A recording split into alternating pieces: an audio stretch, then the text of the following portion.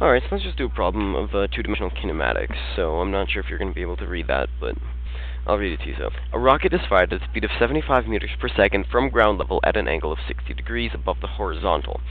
The rocket is fired towards an 11-meter high wall, which is located 27 meters away. By how much does the rocket clear the top of the wall? So, just by drawing a really quick diagram. So, we're going to say here's the ground. And we're assuming the rocket is being fired directly from, like, its tip is at the end of the ground. And we're just pretending, we're just assuming that all we're caring about is, like, if this is the rocket.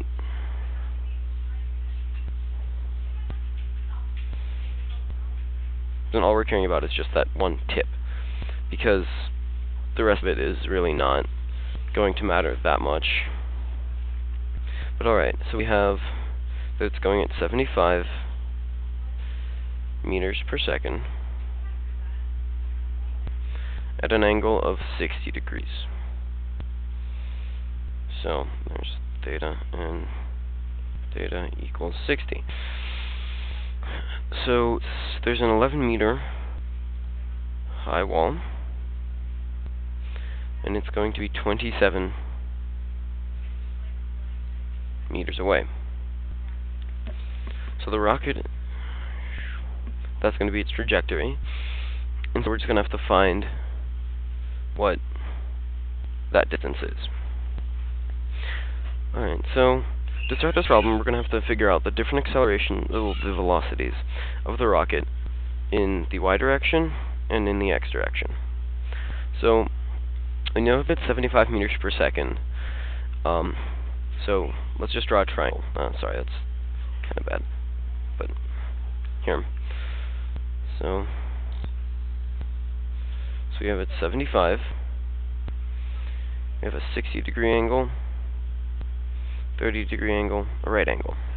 So we're going to want to find the acceleration both in the x and in the y.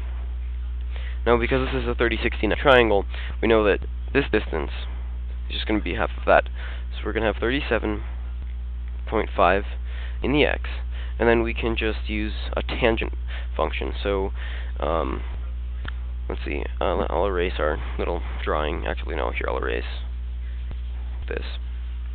So we know that the tangent of 30, because we're doing it for this angle, so opposite over adjacent, is going to equal 37.5 over x, and so then we know that x is going to equal 37.5 divided by the tangent of 30. So let's see, 37.5 divided by tangent of 30. And we're going to get the acceleration here, 64.951, oh, the velocity, not the acceleration, sorry. 5, 3, 2. So we have all of our velocities now.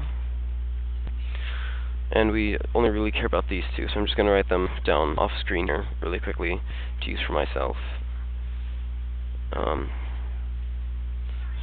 64.9519052. Alright, so just go ahead and write those down if you haven't already.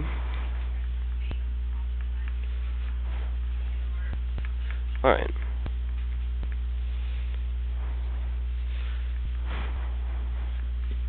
I'll just redraw that slightly smaller.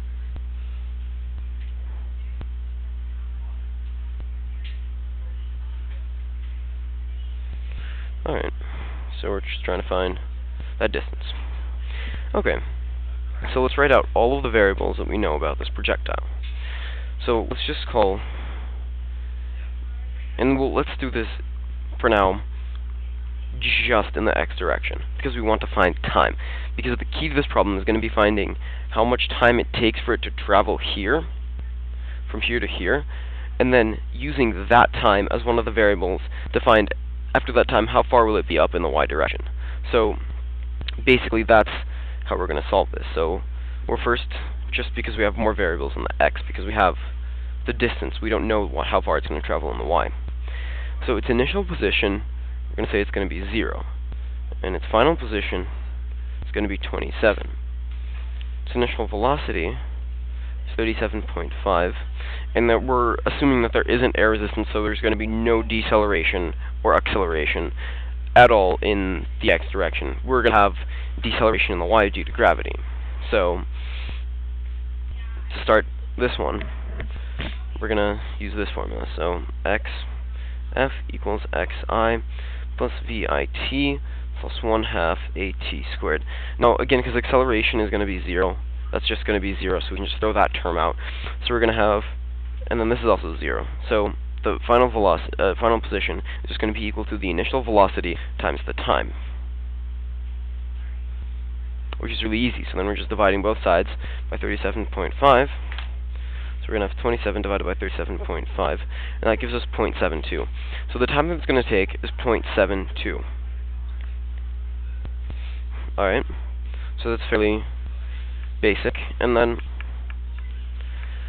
now, let's write out all of the variables we know in the y direction. So for the y direction, we don't know the final position. That's what we're trying to find.